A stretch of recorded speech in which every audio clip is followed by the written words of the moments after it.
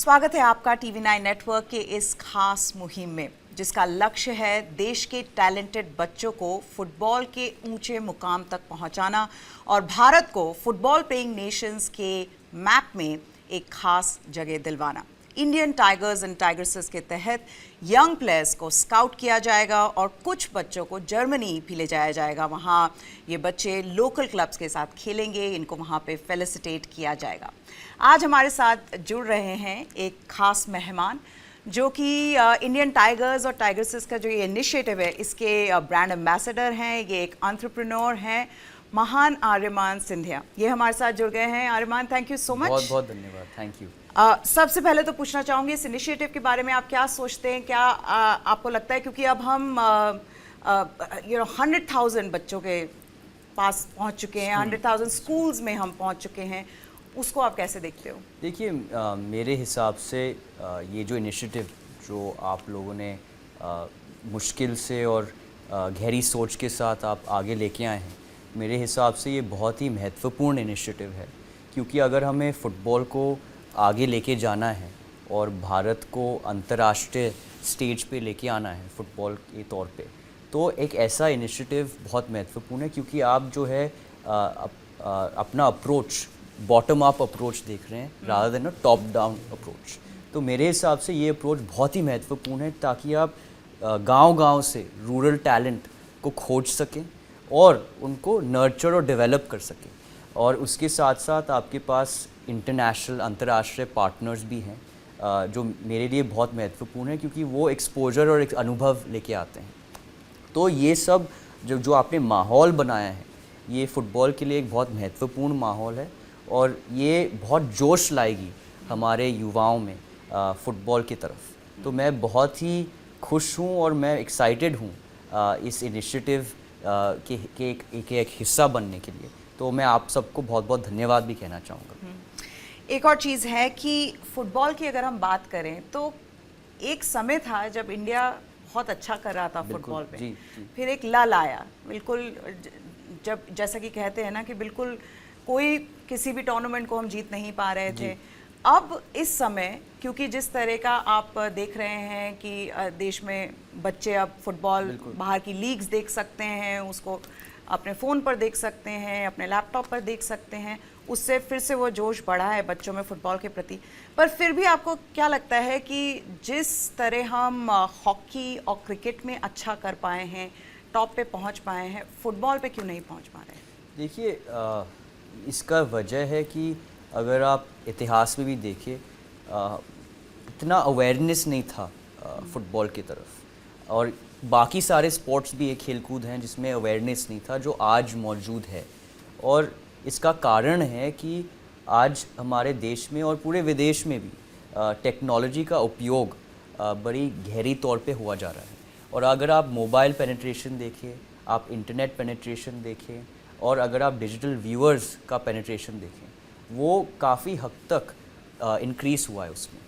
तो इससे जो है अवेयरनेस बढ़ता है स्पोर्ट्स के बारे में, इससे जो है स्पोर्ट्स की तरफ जोश भी बढ़ता है और युवा में एक रुचि भी पैदा होती है कम उम्र में। तो इसलिए मेरे हिसाब से जो ये टेक्नोलॉजिकल और सोशल मीडिया जो रेवोल्यूशन हुआ है, उसका भारी प्रभाव स्पोर्ट्स पे हुआ है। और मेरा भी यही मानना है कि आगे आने वाले समय में इसका बहुत बड़ा प्रभाव होगा और हम खाली फुटबॉल में नहीं लेकिन और भी कई स्पोर्ट्स में आपको ये इम्पैक्ट दिखेगा और आपको ये पेनिट्रेशन दिखेगा। और आप मेरे हिसाब से और भी आपको नौजवान देखेंगे स्पोर्ट्स खेलते हुए और भारत को रिप्रेजेंट करते हुए। एक बात मैं आपसे पूछना चाहूँगी कि आप खुद एक स्पोर्ट्स मैन रहे हुए हैं। दून स्कूल में आप फुटबॉल खेला करते थे, दूसरे भी स्पोर्ट खेलते थे। उसके बारे में बताया कि वो कैसा माहौल था स्कूल में जब आप फुटबॉल खेला करते थे? देखिए, मेरे लिए मैं बहुत लकी था कि मैं एक स्कूल में था जिसमें सारे स्पोर्ट्स में काफ़ी ज़्यादा फोकस रखा जाया करता था। आप खाली एक स्पोर्ट्स खेल नहीं सकते थे, आपको सीजनली हर एक स्पोर्ट को पिकअप करना था। तो इसके वजह से मुझे मेरे बोर्डिंग स्कूल में एक मौका मिला विभिन्न स्पोर्ट्स खेलने के लिए और उससे मेरा एक्सपोजर भी काफ़ी अच्छा हुआ, मुझे रुचि आया स्पोर्ट्स देखने में और खेलने में भी। और उससे मुझे स्पोर्ट्स खेलने की तरफ नहीं लेकिन न्यूट्रिशन और हेल्थ की तरफ भी काफ़ी रुचि आई। तो इसका बहुत भारी प्रभाव पड़ा था मुझे मेरे स्कूल में और मेरे बचपन में भी। और उसके अलावा आई थिंक मेरे बोर्डिंग स्कूल में आई थिंक स्पोर्ट्स कल्चर जो है वो बहुत स्ट्रॉन्ग था। आप इंटर हाउस जो टूर्नामेंट्स होते थे, इंटर स्कूल IPSC टूर्नामेंट्स होते थे, उसमें बचपन से ही काफ़ी स्किल बिल्डिंग एक्सरसाइजेज और काफ़ी इंटरनेशनल एक्सरसाइजेज भी होते थे, जहाँ पे मैनचेस्टर यूनाइटेड, बार्सिलोना के कैंप्स हमारे स्कूल में होते थे। और क्योंकि मैंने ये अनुभव किया है, मैं जानता हूँ कि इसका जो इम्पैक्ट और प्रभाव है वो बहुत बहुत ही गहरा होता है एक बचपन में एक प्लेयर के लिए।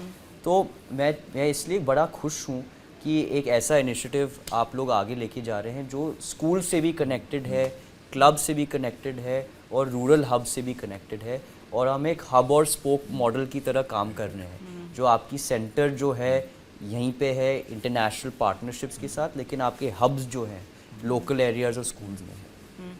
आपने स्पोर्टिंग कल्चर की बात की कि आपके स्कूल में एक स्पोर्टिंग कल्चर था। अगर जी। फुटबॉल की बात करें और फुटबॉल के स्पोर्टिंग कल्चर की बात करें, फुटबॉल कल्चर किस स्टेट में है, तो आप गोवा देख सकते हैं, केरला में देख सकते हैं, महाराष्ट्र में है, and then of course West Bengal में है। हिंदी हार्टलैंड में कैसे फुटबॉल को बढ़ावा दिया जा सकता है कि वहाँ पे भी अब जो हमारे बच्चे हैं वो फुटबॉल खेलें? देखिए, मुझे लगता है ऑलरेडी काफ़ी हद तक वो अवेयरनेस आ चुका है। नाउ मेरे हिसाब से वो टैलेंट जो है हमें टैप करना पड़ेगा। और यही इनिशिएटिव है, ऐसे इनिशिएटिव्स हैं जिसके द्वारा वो टैलेंट को हम टैप कर सकें। और जब आपको वो टैलेंट दिखाई देगा और उसको एक मौका मिलेगा अंतर्राष्ट्रीय स्तर पे जाके एक्सपोजर और अनुभव पाने का, तो उससे जो आपका सोच और विचार है स्पोर्ट्स की तरफ वो बदल जाता है। और मैं इसलिए रिपीटेडली कह रहा हूँ क्योंकि हमारे देश में अभी तक वो इतना नहीं हुआ है हेल्थ और फिटनेस का, न्यूट्रिशन का वैल्यू। क्योंकि मेरे तरफ से 70% आपका हेल्थ, फिटनेस और रूटीन का प्रभाव पड़ता है आपके स्पोर्ट्स जो फील्ड पे आप खेलते हो। तो जब आप अंतर्राष्ट्रीय स्तर पे जाते हो और सडनली आप देखते हो कि आपकी जो कंपटीशन है वो एक अलग लेवल पे है, क्योंकि वो अपने रेस्टिंग, रिहैबिलिटेशन, अपनी न्यूट्रिशन, अपनी फिटनेस पे काम कर रहे हैं और आपको फर्स्ट हैंड दिखाई देता है कि उसका क्या इम्पैक्ट होता है। उससे आपका सोच और विचारधारा बदल जाता है। और जब आप वापस आते हैं, मेरे हिसाब से जब कोचेस से ज़्यादा जो आपके दोस्त हैं, जो आपके पियर्स हैं, जो वो स्पोर्ट खेल रहे हैं, आपको उनसे ज़्यादा इम्पैक्ट मिलता है। क्योंकि अगर मेरा दोस्त या मेरा कंपेटिटर कुछ कर रहा है जो मुझे दिख रहा है उसका इम्पैक्ट, तो मैं भी सोचता हूँ कि भाई मुझे भी वही करना चाहिए। तो उसका भी काफ़ी प्रभाव आपको ग्राउंड पे दिखेगा जब आप ये अंतर्राष्ट्रीय एक्सपोजर लेके प्लेयर्स को वापस भारत में लेके आओ। तो ये भी इससे ज़्यादा मोमेंटम बढ़ेगा। और ख़ास तौर पे जो हम कर रहे हैं काम स्कूल्स का, जो टैप इन का, तो उससे आपको बहुत सारा टैलेंट ऑटोमेटिकली आपको मिलेगा। और मुझे जो मेरा क्रिकेट का अनुभव है, जो मैंने क्रिकेट में किया है हमारे लीग के साथ, मध्य प्रदेश प्रीमियर लीग, जिस तरीके के साथ हम भी उसी तरह काम कर रहे हैं, लोकल कम्युनिटीज़ को टैप करते हुए, आइडेंटिफाई करते हुए, स्काउटिंग प्रोग्राम्स बनाते हुए और डॉक्यूमेंट्रीज़ बनाते हुए इन प्लेयर्स पे, जिस तरीके के साथ हम स्पोर्ट्स टेक लगा रहे हैं, उन पे एनालिसिस हो रहा है न्यूट्रिशन और स्किल का, उसका क्या प्रभाव पड़ रहा है। तो इससे काफ़ी लोगों को अवेयरनेस मिलेगा स्पोर्ट्स के बारे में, उसके महत्वपूर्णता के बारे में। तो मेरे हिसाब से इस इनिशिएटिव का काफ़ी प्रभाव पड़ेगा हिंदी हार्टलैंड पे। कौशिक मौलिक हमारे साथ हैं यहाँ पर, जो एक कहते हैं ना कि जिनकी वजह से ये इनिशिएटिव, ये और जो हमारे MD CEO हैं वरुण दास TV9 नेटवर्क की, इनका ये this is their love for the beautiful game, उसकी वजह से हमने ये इनिशिएटिव शुरू किया है। कौशिक सर, जैसा कि अभी आर्यमान बता रहे थे कि बहुत फ़र्क इससे भी पड़ता है कि जब आप यहाँ के बच्चों को बाहर भेजते हो और वहाँ का स्टैंडर्ड वो देखते हैं, एकदम से आंखें खुल जाती है कि भाई ये तो अलग ही स्टैंडर्ड है, वही एज ग्रुप के बच्चे हैं पर वो बिल्कुल अलग खेल रहे हैं। तो हम जैसे बच्चों को जर्मनी भेजेंगे उसका कितना बड़ा इम्पैक्ट होगा? बहुत फर्क पड़ता है आयुष्मान। अरिमा ने बहुत ही परफेक्टली बोला है। जो जब वो सिंपल बात, हम मेसी रोनाल्डो बनने का बात नहीं बोल रहे, जो सोसाइटी का चेंज हो रहा है, being a good human being. सबसे बड़ा जो वापस मैं एग्जांपल दे रहा हूँ, जो महाराष्ट्र के बच्चे गए थे वहाँ के देखिए क्या कॉम्पोजिशन थे। एक गढ़चिरौली के बच्चे थे, एक मुंबई के बच्चे थे, बुलोक कार्ट टू BMW। ये जो सोशल इंजीनियरिंग होते हैं ना, ये पहले बात हुआ। दूसरे चीज वो देख के आने के बाद वो अपने दोस्तों को बोलते हैं, देखो अभी ऐसा करना चाहिए, ऐसा मत करो। सो एक सोशल इकोसिस्टम तैयार हो जाते हैं। एकदम आर्यमान ने जो बोला एकदम परफेक्ट बोला। ये सबसे बड़ा देन है स्पोर्ट्स का, जो अपने आप को एक इंसान बनाते हैं और फिट इंसान बनाते हैं, जो अपने फिट सोचते हैं। तो एक समाज के बहुत बदलाव आते हैं। और रही बात हिंदी अड्डा में एग्जाम्पल दे रहा हूँ, यूपी में लास्ट वीक में एक ईस्ट बंगाल मोहन बागान का फुटबॉल मैच हुआ and this a whole full stadium. तो इसी से पता चलते हैं और मध्य प्रदेश में भी एक फुटबॉल का एक बहुत बड़ा पुराना परंपरा है हमारा फुटबॉल में। हम बहुत सारे डॉट्स हैं, तो हमारा काम है टाइगर इनिशिएटिव से डॉट्स को जोड़ना है। There is a culture, there is a wish, need to connect those things. जो अभी क्रिकेट में आर्यमन ने किए हैं, वही चीज को हम जस्ट रिप्लिकेट करना है। दैट्स और कुछ नहीं, और सब में है, वो हमारा पास सब कुछ है, टीचर है, ये है, सब है। और ऐसे इनिशिएटिव्स को हम प्राइवेटली भी आगे लेके जा सकते हैं। लोग ज़्यादातर कहते हैं कि अब सरकार क्या कर रही है, अब आपके लोकल बॉडीज़ अथॉरिटीज़ क्या कर रहे हैं। लेकिन मेरे विचार में अगर आप खुद चाहें तो आप खुद वो चेंज लेके आ सकते हैं। और ये इनिशिएटिव उसका एक उदाहरण है कि अगर प्राइवेट कम्युनिटी और इंटरनेशनल कम्युनिटी हाथ में हाथ मिला के अगर एक कॉज और एक मिशन को उठा सकती है तो उसमें काफ़ी प्रभाव आ सकता है। और ये मैं खुश हूँ कि ये आपका जो एक इनिशिएटिव है, जिसका मैं एक छोटा सा मेरा एक हिस्सा है, ये फुटबॉल को काफ़ी तेज़ी से आगे लेके जाएगी। और मैं बहुत खुश हूँ कि आप लोगों ने ये इनिशिएटिव खड़ा किया है अपने खुद की रुचि के साथ। अब एक और चीज नहीं Kaushik sir, one more thing is, जैसा हमारे ये बच्चे 20 बॉयज एंड गर्ल्स जब 23 नवंबर में 60,000 क्राउड के सामने स्टुटगार्ट वर्सेस बोchum मैच में जो ग्राउंड में जाएंगे, सोचिए कितने करोड़ों बच्चे इंडिया में देखेंगे, तो अपने आप को सोच बढ़ा सकते हैं। ये हिंदी हेडलाइन भाई, we are talking about Indian point of view, वो डिफरेंट सोच और सबके पेरेंट्स का चेंज होगा। मैं एग्जांपल दे रहा हूँ, कोल्हापुर के एक बच्चे हम लोग ऑलरेडी स्काउट किया एक ऑस्ट्रेलियन 4th डिवीजन टीम के लिए। जब उसका फादर को हम इंटरव्यू ले रहे थे, बोले हम कभी उसको उत्साह नहीं दिया था, उसको बनाने था कुछ अलग, मगर वो फुटबॉल खेल की इतना बड़ा जगह चला गया। आई एम प्राउड, वो पेरेंट्स को भी फील करेंगे। एब्सोल्युटली। एक और चीज़ है जो मैं हाईलाइट करना चाहती हूँ, और वो ये है कि ये सिर्फ 20 लड़के नहीं हैं, यहाँ पे लड़कियों को भी ये अपॉर्चुनिटी दी जा रही है। और उसी में मैं बात करूँगी कि जब हम युवा की बात करते हैं तो आज के समय में वो सिर्फ लड़कों की बात नहीं कर रहे हैं, हम लड़कियों की भी बात कर रहे हैं, क्योंकि लड़कियां भी उसी तरह के क्या कहते हैं जोश के साथ स्पोर्ट्स में आगे आ रही हैं। उसको आप कैसे देखते हैं that even girls have to come up? मेरे लिए वो बहुत महत्वपूर्ण है। और मेरा हमेशा ये सोच रहा है कि दोनों को इक्वली देखना चाहिए। और क्रिकेट में भी हमारा यही सोच रहा है। हमारे लीग में भी अब हम वुमेंस लीग भी शुरू कर रहे हैं। और दोनों लड़के और लड़कियों को हम सहायता भी दे रहे हैं ग्रांट्स, एजुकेशनल ग्रांट्स के और जॉब सिक्योरिटी की, क्योंकि कंपटीशन हमारे देश में काफ़ी हाई है और सक्सेस रेट बहुत कम है। तो इसलिए आपको एक सिक्योरिटी नेट भी इन बच्चों को देना है, ताकि उनके जो माता पिता हैं वो भी बच्चों को सहायता दें और उत्साह दें, जैसे कौशिक जी ने अभी कहा था। तो मेरे हिसाब से ऐसे अगर पॉलिसीज़ भी आगे आएँ तो उससे परिवर्तन परिवार में भी आता है। जो उनका जो सोच है स्पोर्ट्स के तरफ कि आप क्या करोगे, कैसे कमाओगे, कैसे सफल बनोगे, इतने कम प्रतिशत लोग सफल होते हैं। तो अगर ऐसे भी पॉलिसीज़ आगे आए जिसके द्वारा बच्चों को एजुकेशनल ग्रांट्स मिले, बच्चों को जॉब सिक्योरिटी मिले, उससे भी नीचे से काफ़ी पुश और सपोर्ट और सहायता आएगा परिवारों से भी।